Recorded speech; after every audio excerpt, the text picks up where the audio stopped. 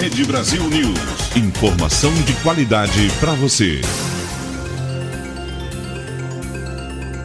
Olá, bom dia. Hoje é sábado, dia 25 de fevereiro de 2012. Eu sou Emerson Pereira. E eu sou Jéssica Moura. Está no ar mais uma edição do seu Rede Brasil News, trazendo informação de qualidade e com credibilidade para você. E hoje você confere notícias locais do Brasil e ainda uma entrevista com o presidente da Comissão de Segurança Pública da Câmara dos Vereadores do Recife, o vereador Maré Malta. Esse é o seu Rede Brasil News, para deixar você muito bem informado. Rede Brasil News. Notícias. O número de mortes nas estradas federais de todo o Brasil caiu 18,1% durante o último feriadão, em relação ao mesmo período de 2011. Os números foram divulgados pela Polícia Rodoviária Federal.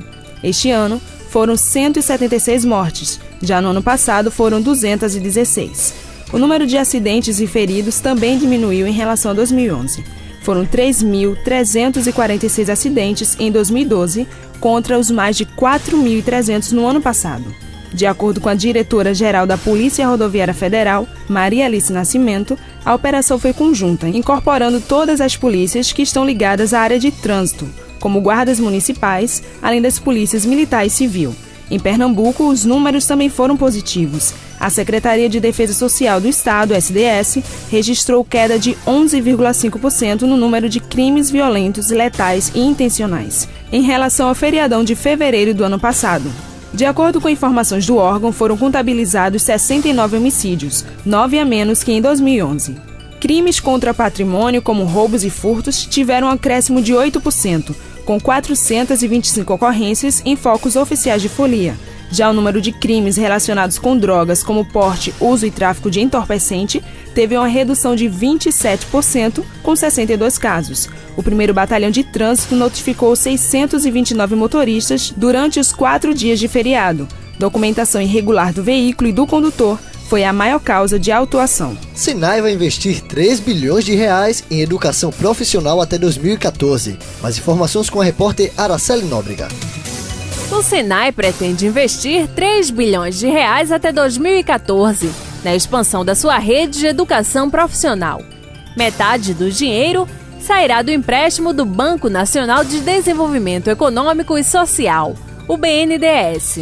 Atualmente, o Senai oferece 3.000 cursos de aprendizagem, qualificação e aperfeiçoamento técnico nas 471 unidades fixas e 326 unidades móveis espalhadas pelo país. O diretor-geral do Senai, Rafael Esmeraldo Ramaciotti, adiantou que a maior parte do investimento será concentrada nas regiões Norte, Nordeste e Centro-Oeste, em razão da nova geografia econômica do Brasil, provocada pela melhor distribuição territorial da indústria. Segundo ele, em Pernambuco serão 170 milhões de reais investidos nos próximos 3 anos em qualificação profissional para a indústria e na disseminação de inovação tecnológica. A medida foi dada na semana passada pelo presidente da Confederação Nacional da Indústria, Robson Braga. Araceli Nóbrega para o Rede Brasil News. O programa de preenchimento da Declaração de Imposto de Renda 2012 foi disponibilizado para download a partir de ontem no site da Receita Federal. A declaração, no entanto, só poderá ser entregue a partir do dia 1º de março, quando o serviço do ReceitaNet estará disponível. O fisco decidiu antecipar a liberação do programa a pedidos dos próprios contribuintes, que cobravam mais tempo para incluir os dados e fazer a revisão. O fisco também promete trabalhar para evitar um problema constante nos anos anteriores, que é o congestionamento tanto no download do programa quanto na entrega das declarações. A expectativa da Receita é receber 25 milhões de declarações de imposto de renda este ano. Em 2011 foram enviados 24 milhões e 37 mil documentos. A previsão de pagamento do primeiro lote de restituição é no dia 15 de junho. Para ter direito à restituição nos primeiros lotes, os declarantes devem preencher e enviar o formulário eletrônico logo no início do prazo. As pessoas com idade acima de 65 anos têm prioridade.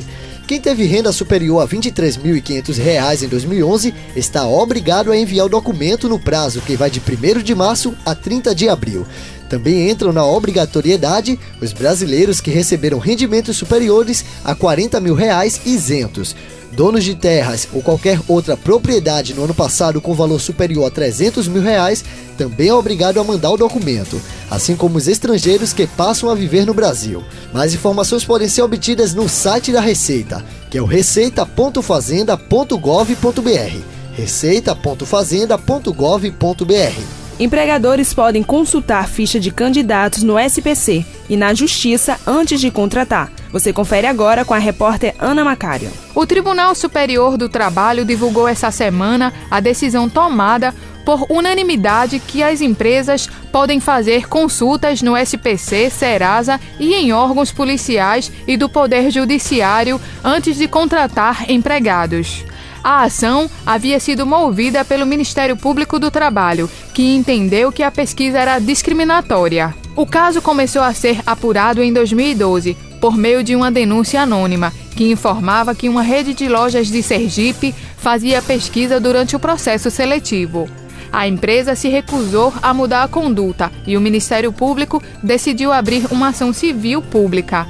A empresa recorreu à Corte Trabalhista, local que reverteu a decisão. Para o Tribunal Regional do Trabalho de Sergipe, os concursos públicos também fazem exigências rigorosas na contratação de candidatos e que o caso só seria configurada discriminação se houvesse critérios em relação a sexo, origem, raça, cor, estado civil, situação familiar ou idade. A segunda turma do Tribunal Superior do Trabalho concordou com o Tribunal Sergipano e ainda defendeu que os cadastros em questão são públicos e que há violação da intimidade ao acessá-los. Para os ministros, o empregador tem o direito de consultar os antecedentes dos candidatos para garantir que estão fazendo uma boa escolha. Ana Macário para o Rede Brasil News. O juiz da segunda vara da Justiça Federal em Pernambuco determinou na quinta-feira a suspensão da venda de novas linhas ou assinaturas de telefonia celular pela TIM por um período de 30 dias. A medida vale apenas para o estado de Pernambuco, com exceção de 17 localidades onde o serviço é prestado exclusivamente pela empresa e atende a uma ação movida pela Associação de Defesa da Cidadania e do Consumidor, a ADECOM, e pela Seção Estadual da Ordem dos Advogados do Brasil, a OAB. O processo teve início em dezembro do ano passado. De acordo com o presidente da OAB Pernambuco, Henrique Mariano, os motivos da suspensão seria a má prestação do serviço por parte da empresa. A decisão também impede a TIM de realizar contratos de portabilidade por um período de 30 dias, prazo no qual o perfeito funcionamento dos equipamentos necessários para atender às demandas de seus consumidores deverão ser comprovados. Caso descumpra esse acerto, o juiz estabeleceu para a TIM uma multa de R$10 mil por linha, código de acesso, assinatura ou portabilidade comercializados, além de R$100 mil por dia de descumprimento da determinação. As localidades nas quais a TIM não deve suspender a comercialização são Betânia, Capoeiras, Dormentes, Gameleira, Inajá, Mirandiba, Orobó, Orocó, Parnamirim, Primavera e ainda os municípios de Sairé, Santa Cruz, Santa Filomena, Tupanatinga, Tuparetama, Verdejantes e Vertentes. Superior Tribunal de Justiça decidiu que planos de saúde não podem fixar limite com despesa hospitalar. A reportagem é de José Mailson. Os planos de saúde não podem estabelecer limite máximo de gastos com internações em hospitais nem prazo máximo de permanência do segurado, segundo definiu o Superior Tribunal de Justiça, o STJ. Os ministros da quarta turma do STJ entenderam, por unanimidade, que esse tipo de cláusula é abusiva. A decisão foi divulgada esta semana. Os ministros analisavam o recurso da família de uma mulher que ficou 2 meses internada na UTI devido a um câncer. No 15º dia de internação, a seguradora queria suspender o pagamento, alegando que havia sido atingido o limite do contrato, que era de R$ 6.500. Mas uma liminar garantiu que a empresa continuasse arcando com os gastos até que a mulher morreu. Para o relator, o ministro Raul Araújo, a saúde humana não pode ficar sujeita a limites, como acontece em seguro de carro. Ele também lembrou que a legislação da época vedava a limitação desses tipos de prazos. Os ministros também decidiram fixar o valor de R$20 mil de dano moral devido à aflição que o episódio causou na paciente e à sua família. José Mailson para o Rede Brasil News. Você está ouvindo Rede Brasil News. Entrevista. Converso com Maré Malta, vereador do Recife pelo PSD, Partido Social Democrata, e presidente da Comissão de Segurança Pública da Câmara dos Vereadores aqui do Recife. Vereador, seja muito bem-vindo ao Rede Brasil News. É um prazer recebê-lo aqui para conversarmos um pouco sobre os projetos que estão em andamento na Câmara e o que a população pode esperar para este ano. Seja muito bem-vindo. Obrigado, Emerson. A população pode esperar uma dedicação intensa como cidadão, como policial federal, como vereador da cidade do Recife. Sempre dei atenção especial à questão da segurança, sobretudo porque tenho afinidade com o tema e busco sempre a inclusão da municipalidade no combate à violência, porque acredito nesta causa. Não é uma questão política, mas uma questão de acreditar e defender que o município pode fazer muito pela segurança de uma cidade. Estou lutando, fiz um requerimento, encaminhei ao prefeito do Recife, João da Costa, um projeto de lei completo para a criação de uma Secretaria de Segurança Urbana e um requerimento para a construção da Academia da Guarda, para melhorar e aprimorar a qualificação dos guardas municipais e prepará-lo também para esse novo tempo, que eles vão receber as armas e vão também ter o porte garantido a partir da assinatura do convênio que está pronto na Polícia Federal, aguardando o prefeito João da Costa apenas assinar e eles começarem a cumprir os requisitos. Então, eu considero um grande avanço na questão da segurança bancária. Esse foi um tema importante que dominou também os trabalhos da Comissão de Segurança o ano passado e já iniciou esse ano também com um problema numa variável. O ano passado era o aumento dos arrombamentos dos caixas eletrônicos. Nesse contexto, criamos a Lei de Segurança dos Caixas Eletrônicos, que inutiliza as cédulas. Foi muito bem recebida, completará um ano agora o prazo que foi dado para os bancos mudarem o parque industrial e implantar esse equipamento.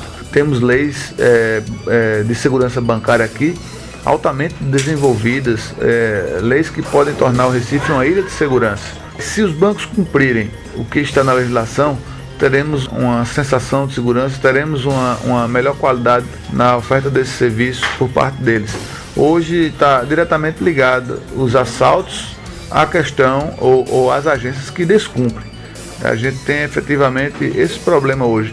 Discutimos com o Ministério Público, solicitamos que a Prefeitura emita esse parecer da parte jurídica, indicando a competência da DIRCOM e do PROCON para a efetiva aplicação da lei ou resolver a questão da sua exigibilidade.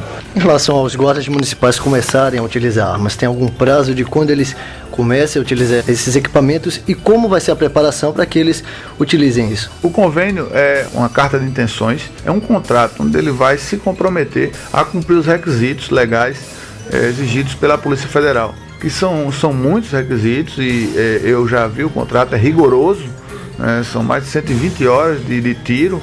É um tempo difícil, até as prefeituras vão ter que investir bastante para a regulamentação, a criação da ouvidoria externa, da corregedoria externa, e será explicado inclusive na audiência pública que nós estamos promovendo.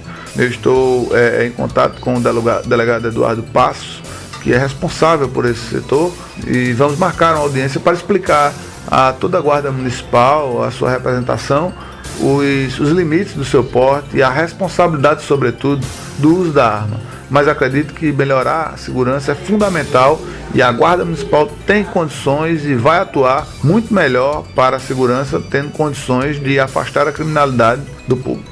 Falando de Guarda Municipal, lembramos de trânsito, e é um projeto que, inclusive, é criação do senhor, em relação às motofaixas. Queria que o senhor explicasse um pouco o que vem a ser isso e como a população vai se adaptar em relação a isso, se vai se adaptar. É um projeto difícil de explicar em palavras. Eu preparei até uma ilustração em 3D para explicar o motofaixa, que é a criação de uma área reservada junto às faixas de pedestre, de no mínimo 5 metros, onde as motos vão parar no momento do fechamento do sinal. Mas, para tanto, para a chegada a essa área reservada, haverá uma faixa de 1 metro por 50 ou 70 antes dos sinais. Essa faixa é no meio, que hoje já existe. A ideia é resolver o conflito que existe entre o veículo maior e o menor. É bom que se explique que o motociclista faz aquela costura para chegar na frente, porque o seu veículo é de menor porte e ele não freia igual o carro. Quando o carro freia, o motoqueiro não consegue frear no mesmo tempo. Se ele apertar o freio, ele vai bater, vai se chocar ou ir para baixo do carro. Por isso que ele anda no meio. E no meio hoje já existe, se nós olharmos do lado do seu carro no trânsito, tem um espaço de 1 metro ou 1,5 metro. Mas que alguns carros não está disciplinado. Então alguns carros invadem, vai para a esquerda ou para a direita, porque não tem esse disciplinamento. Se houver essa regra, a implantação da motofaixa, haverá essa área, os carros vão estar no seu local, esse conflito vai estar resolvido, vai diminuir também as brigas, as colisões e, sobretudo, os acidentes. Que este é um problema de uma epidemia hoje de saúde na cidade, com os leitos do Hospital da Restauração praticamente mais de 70% ocupados com acidentes de moto. É necessário, junto a esse projeto, uma questão de educação para o trânsito, né? Para que os motoristas, os motociclistas se adaptem a essa lei. O que é que tem sido feito em relação a essa questão de educação ao trânsito? Emerson, você tocou num ponto fundamental. É preciso se investir em campanhas educativas. Eu fiz requerimentos para a Prefeitura, para a CTTU, investir, ao invés de fazer propaganda de obras, propaganda de institucional da Prefeitura, eu quero dizer assim, mas precisa investir em educação. E a propaganda está aí para isso, os meios de comunicação podem ser utilizados para fazer esta ponte com a comunidade. Eu tenho uma lei que foi aprovada aqui, muito importante também, eu considero o foro de debate, que é a Semana Municipal de Trânsito, que é entre 18 e 25 de setembro, e cria também essa oportunidade de discutir, de debater, de trazer novas ideias e de incentivar, que podemos levar a todas as escolas um movimento para ensinar as crianças como proceder, como se defender também no trânsito hoje, que é bastante agressivo. Vereador, estava vendo aqui um outro projeto de lei. Saímos agora de vários protestos de estudantes contra o aumento das passagens que aconteceu. Um projeto de lei de sua autoria também que pede a climatização nos ônibus. Qual o próximo passo em relação a isso, para ver o cumprimento das empresas em relação a esse projeto? Esse projeto está tramitando e é preciso que se diga que é o projeto fundamental, já a iniciativa fundamental para a mobilidade. Ninguém vai deixar o seu carro em casa e tomar um ônibus sem ar-condicionado, lotado, sem pontualidade, ou seja, você não tem como se programar. É preciso fazer um modelo de transporte que ofereça uma condição semelhante à que você tem no seu transporte individual. Os ônibus ocupam 25% da via e transportam 70% da população.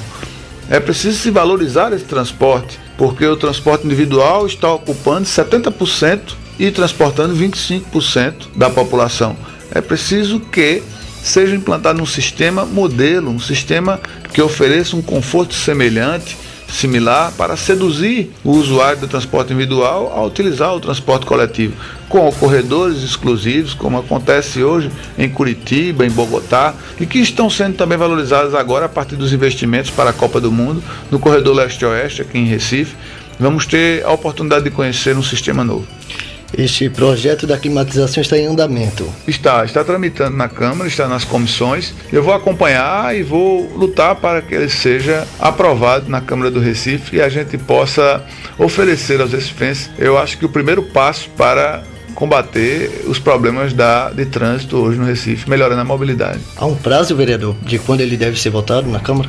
Não tem um prazo específico e quem decide a pauta é o presidente da casa. Eu tenho que conversar com o presidente, ouvir também os meus pares, ouvir os colegas vereadores e também discutir a necessidade desse projeto. E vou conversar com o presidente Jurandir Liberal para ver a possibilidade de botar em votação esse projeto. Vereador Maré Malta, muito obrigado pela sua participação aqui no Rede Brasil News. Obrigado, Emerson. Eu que agradeço, e cumprimento também todos os ouvintes do Rede Brasil News.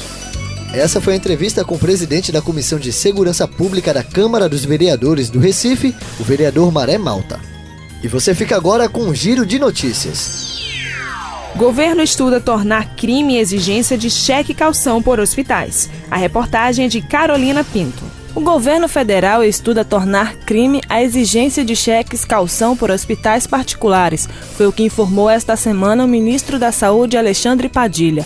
O projeto de lei, que é elaborado pelos Ministérios de Saúde e da Justiça, quer penalizar as entidades que usam dessa prática. O Código de Defesa do Consumidor trata como prática abusiva a cobrança de cheques calção sujeita a multa. Outra mudança em análise é ampliar o papel da Agência Nacional de Saúde Suplementar, a ANS, para fiscalizar também os hospitais privados e prestadores de serviço, como clínicas e laboratórios conveniados aos planos de saúde. Atualmente, a agência regula somente as operadoras dos planos de saúde. Carolina Pinto para o Rede Brasil News. Meta do governo de Pernambuco é investir 3 bilhões de reais em mais de 750 áreas. Mais informações com a repórter Ana Macário. A verba de 3 bilhões é maior que a aplicada em 2011, no valor de 2,5 bilhões. De acordo com a Secretaria de Planejamento e Gestão, até 70% desses recursos serão destinados a obras de infraestrutura, segurança, saúde e educação. O assunto foi discutido na quinta-feira entre o governador Eduardo Campos e o seu secretariado. O governador afirmou que o orçamento destinado para obras dos eventos esportivos de 2014 no estado está garantido e que todas as pastas foram contempladas com os recursos. Ele anunciou ainda a construção de 12 unidades de pronto atendimento às UPAs especialidades. De acordo com o secretário de Planejamento e Gestão, Alexandre Rabelo, cerca de 70% dos recursos serão investidos em infraestrutura, como construção de estradas, obras de recursos hídricos e mobilidade, e em saúde, educação e segurança. Ainda segundo o governador, mesmo com os efeitos da crise mundial na economia do Brasil e do estado, a perspectiva para 2012 é de crescimento. Ana Macário para o Rede Brasil News. Horário de verão chega ao fim amanhã em 10 estados. A reportagem de Araceli Nóbrega. Termina amanhã o horário brasileiro de verão, que teve a maior temporada desde 1985. Os relógios devem ser atrasados em 1 hora, em 10 estados das regiões Sul, Sudeste e Centro-Oeste, além da Bahia e do Distrito Federal. O período iniciado em 15 de outubro do ano passado teve 133 dias. A estimativa do Operador Nacional do Sistema Elétrico, o ONS, é a de que o horário de verão tenha permitido uma economia entre 75 e 100 milhões de reais para o país. A diminuição da demanda estimada de eletricidade é de mais de 4%, ou o equivalente a 2.650 megawatts. No Brasil, o horário de verão foi instituído pela primeira vez na década de 30, pelo então presidente Getúlio Vargas. Araceli Nóbrega para o Rede Brasil News. Brasil assina acordo de intercâmbio com a Universidade de Salamanca. A reportagem é de José Mailson. O governo brasileiro escolheu a Universidade de Salamanca, no oeste da Espanha, para desenvolver programas de intercâmbio de estudantes, professores e pesquisadores com as instituições universitárias brasileiras através do programa Ciências Sem Fronteiras. O reitor da Universidade, Daniel Hernandes, e o vice-presidente e diretor de cooperação institucional do Ministério da Ciência, Tecnologia e Inovação do Brasil, Manuel Barral Neto, assinaram nesta semana um convênio no qual estabelecem os detalhes desta colaboração. O objetivo da parceria é aumentar a presença de estudantes, professores e pesquisadores do país em instituições de excelência no exterior, assim como aumentar a presença de estudantes e intercâmbios estrangeiros em centros brasileiros.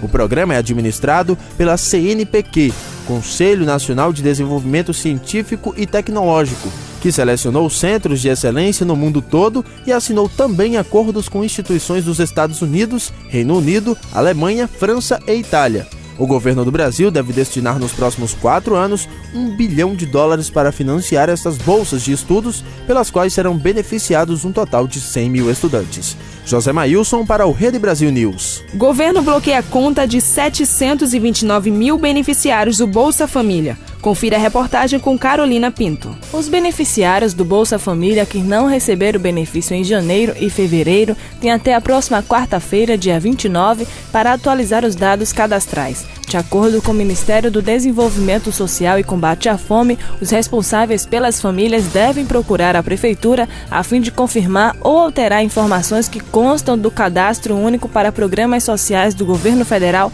e evitar o cancelamento do pagamento em março.